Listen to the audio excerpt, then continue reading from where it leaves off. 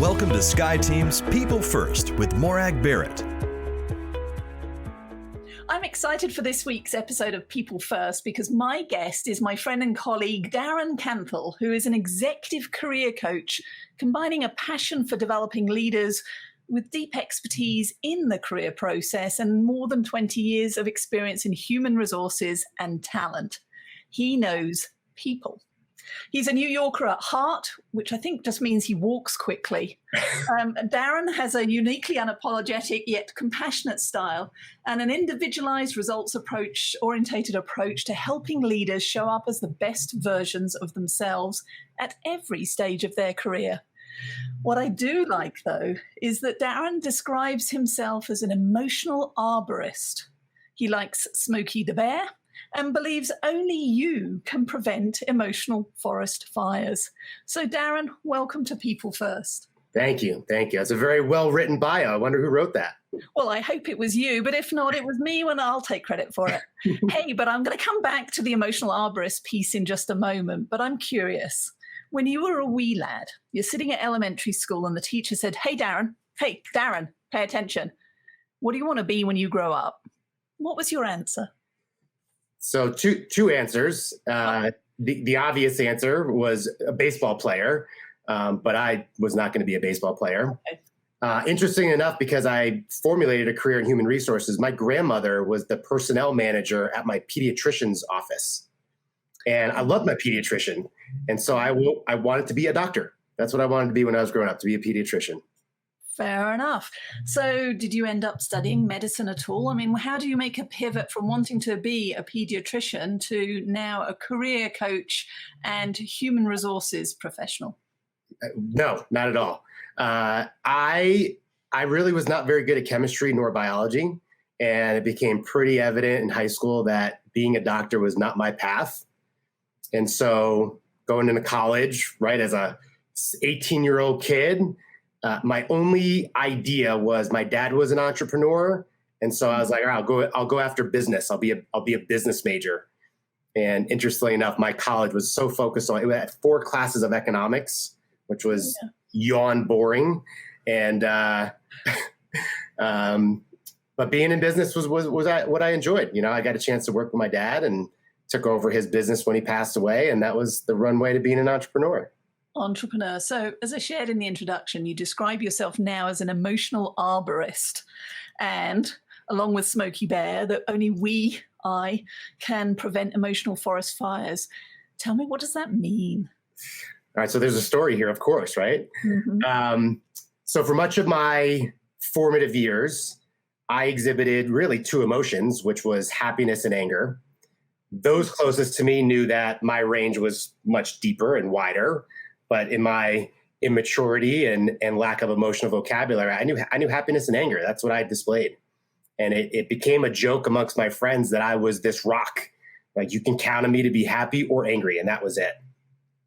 And fast forward to 2013, I get divorced happily. It's a good thing. I go to therapy because I'm 50% of this equation, and however much I wanted to blame my ex-wife, I'm still a piece of this pie. And shortly after I started therapy, I cried for weeks. I cried at commercials, at billboards, at songs, driving, sitting, doing nothing. I cried. And I said to my therapist, I think you broke me. And she said, no, I didn't break you. You're exhibiting emotions you've held in for a long time. And really what came out was I am an emotional being. I have a wide range of emotions. I just didn't have the vocabulary. So that was the first step towards this emotional arborist. Throughout my early career, the emotional forest fires that I would ignite were my emotional outbursts. Mm-hmm. What I've learned is a lot of my actions were to cover up insecurities. And so if I felt challenged in a way I didn't want to be challenged, if my control was taken away, I puffed up and I got pointed and loud and defensive and accusatory and all these different things. And those are emotional forest fires. Bridges were burned. I had to apologize. I've been let go or fired from jobs. And it's a difficult place to be.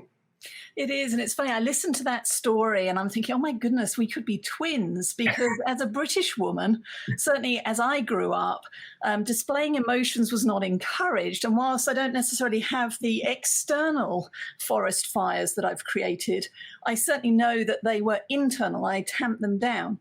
And in fact, I recently wrote a blog post on LinkedIn that I'll put a link to it, but it was called, "If You Don't Like the Show, Change the Channel," because I had that emotional epiphany. The dam wall broke only in fall of last year, and I recount that story in that LinkedIn post. So I encourage people to go and have a look, because whether we emote them or not, we all are emotional creatures. It's just whether we tamp them down or how we let them out appropriately. Yeah. So for people listening, I mean, what are the first steps in terms of increasing your vocabulary from, the happy to angry spectrum? What advice do you have for us for even name that emotion? Honestly, a cheat sheet.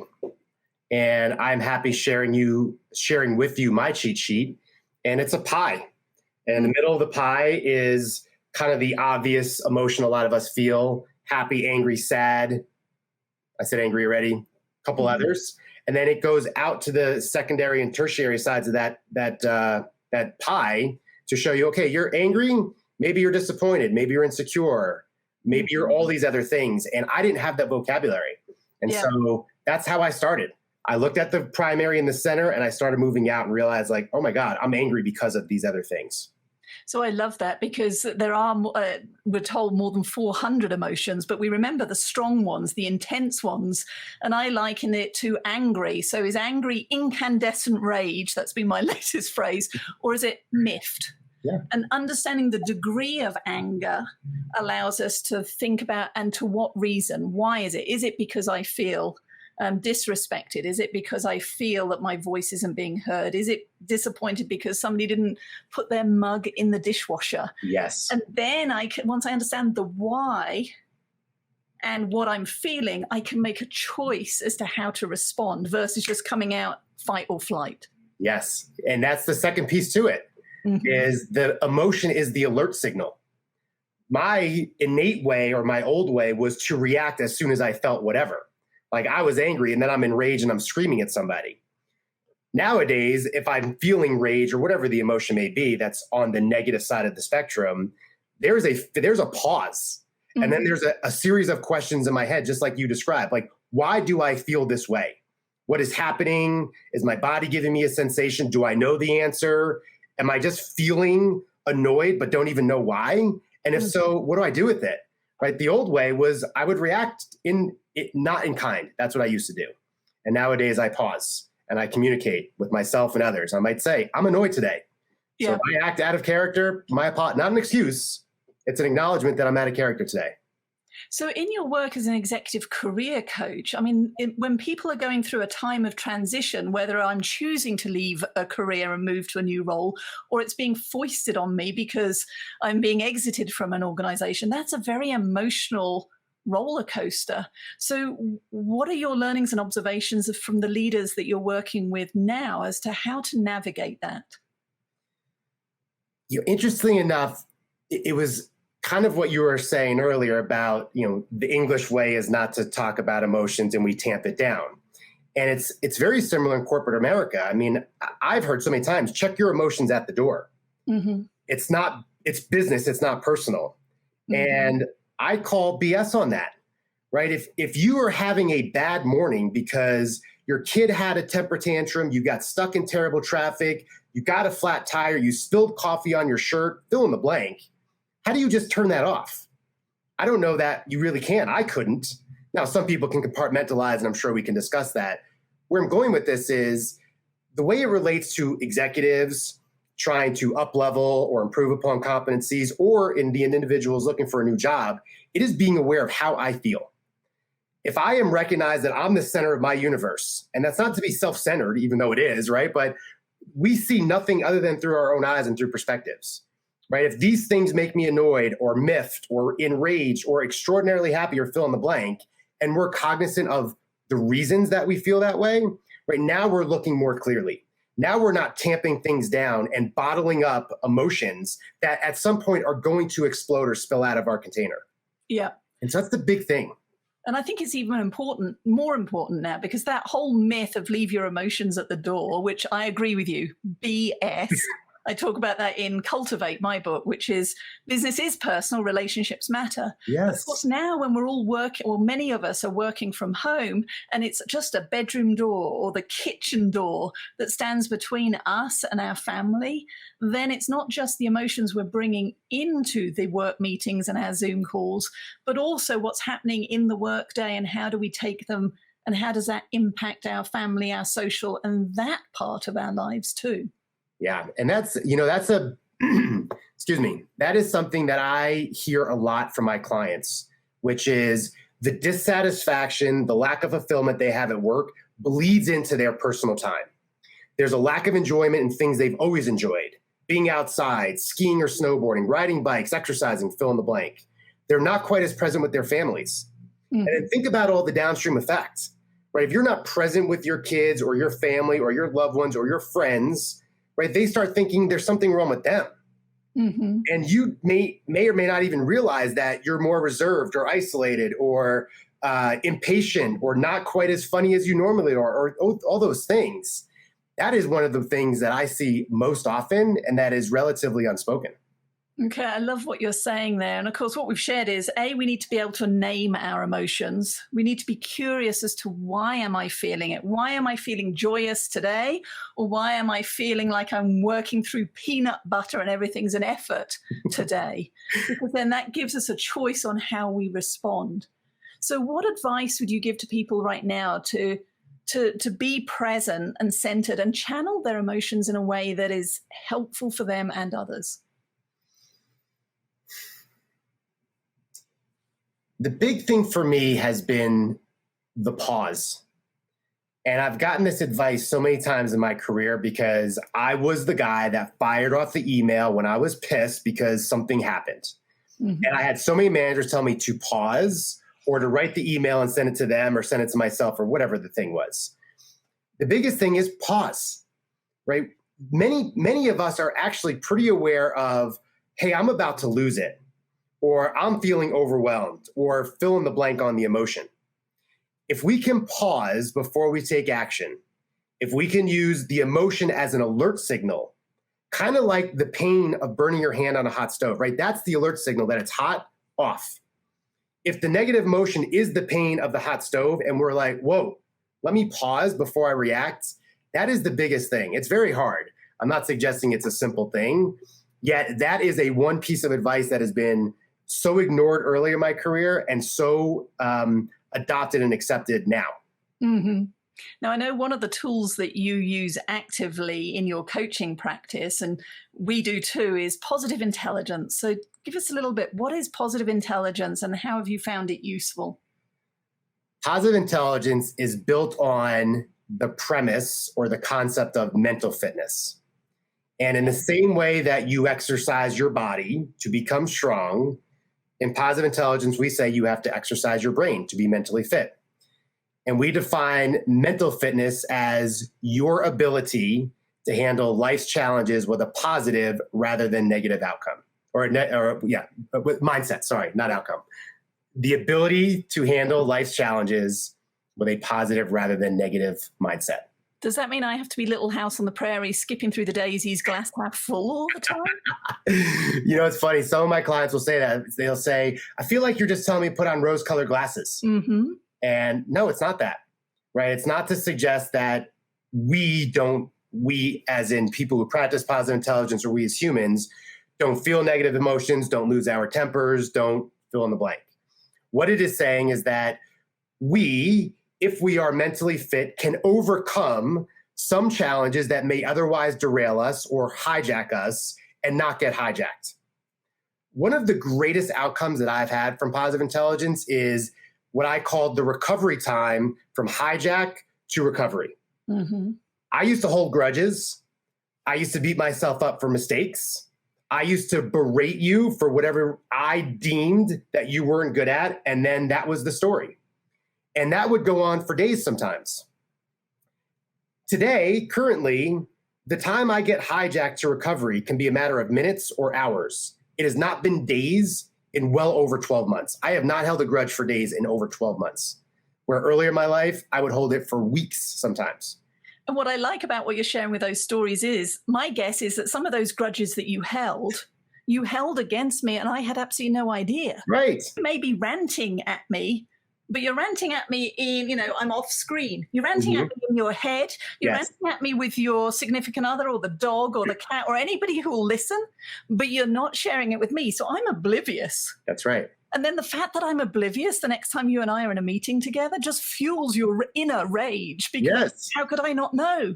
Right. There I am going, everything's great, So how do you get to understand then what those saboteurs are, and then shorten that time to recovery that you talked about? A difficult question to answer just because there's a lot to it. Simplistically, there is a free assessment to identify what we call our saboteurs. And these are our derailers. These are the characters that play out in life. Yeah. Things like the avoider.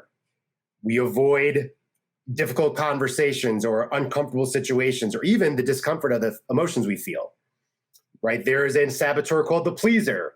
It's the person that says yes to everything and puts themselves second, third, or fourth to everybody else's needs. And at some point they become resentful. There is one of my top ones, and Morag, I know one of yours as well, is restless. There is always something better out there. I'm easily distracted. I'm looking at you, but my mind is thinking about something else. These are just some of the characters that we call saboteurs. I love them. They're like the little voices in your head, or the little icons on your shoulder that can cause us. And I know from my own purposes, you said avoider is one of my top ones. In fact, I don't know if it will show, but I scored an 8.8. Hey, a winner here for avoider. So I will put the link to the assessment in the show notes so that others can go and look at it. But here's it. Coach me now then, Darren. Now that we know that avoider is my top characteristic, for those listening, what might that look and feel like? And of course, now what do I do with that information? Yeah. My belief, and what I coach a lot of my clients on, is recognize what you're doing, name it, as we said earlier, with the emotion, sit there for as long as you need to sit there, and then think about the action you need to take to move. In my coaching, I'm a big fan, and I'm a big believer in we need to take action to move. Move from negative emotion, move from negative situations, just move. So the coaching would play out in a sequence of like this, of where do you see the avoider showing up? What is the story you tell yourself, right? Is there a lie you tell yourself, like, oh, I'm going to avoid this difficult conversation because I don't want to hurt their feelings, or I don't want to sit in my discomfort, or it's easier if I just don't deal with it. And we know typically it's not. It's easier in the moment, but then it lingers. It's kind of like the example. The molehill becomes a mountain when we don't have these tough conversations. And here's the irony: as a leadership coach myself, as somebody who creates programs, teaches others to have effective conversations, taking my own medicine, it just proves I'm human too. But it comes to taking my own medicine because it's all of those reasons that you've talked about. I don't want to upset you. Well, surely Darren knows, he understands. Oh, well, maybe it will go away on its own. Yeah, and it doesn't. That's the thing, right? So there's an identification of the situation. There's an identification of what are you telling yourself, which is typically a lie, right? It's now, with that being said, sometimes it does make sense not to engage in the fight. That's why we say pick your battles, right? Mm-hmm. So they're not always bad, meaning it's not an always or never.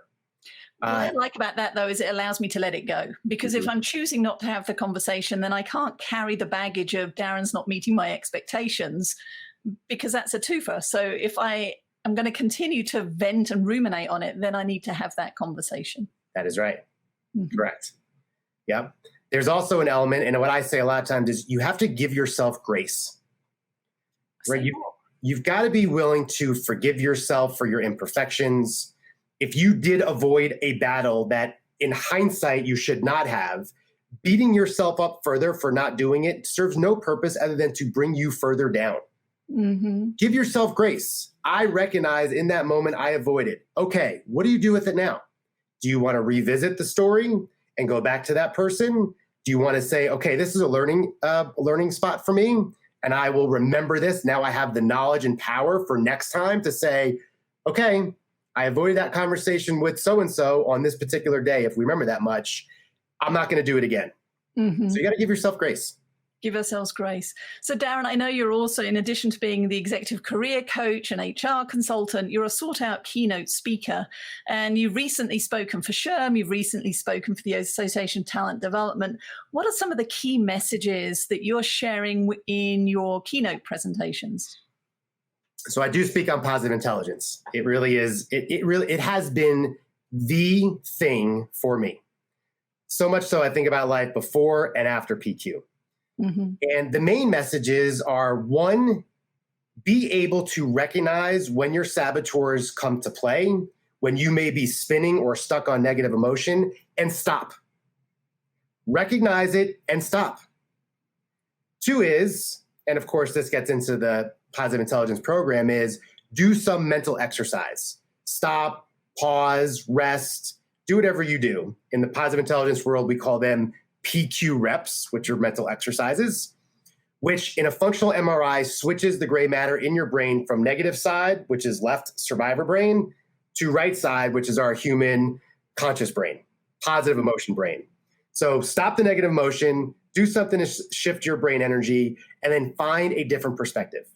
Now, it doesn't mean just pick one out of thin air, but what could happen if we take this different perspective, right? What is the positive that could come? What gift might come, right? Yes, I may be uncomfortable having this difficult situation, and what may come is they could be really appreciative that I'm giving them this feedback. I am no longer harboring the conversation of this grudge that I've been holding for 2 weeks. I'm respecting my friend and colleague Morag by saying, Morag, I'm not happy with you right now. Those are the three main points. Well, thank you. I appreciate that. So Darren, how can people learn more about you and the work that you do? I am the only Darren Kanthal in the United States. Lucky enough. Really? Our last name is from Germany, and not a happy story, but my grandparents defected Germany during World War II, Jewish.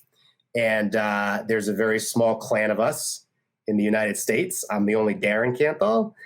So easily you can find me on LinkedIn. And my website is candidcareercoaching.com.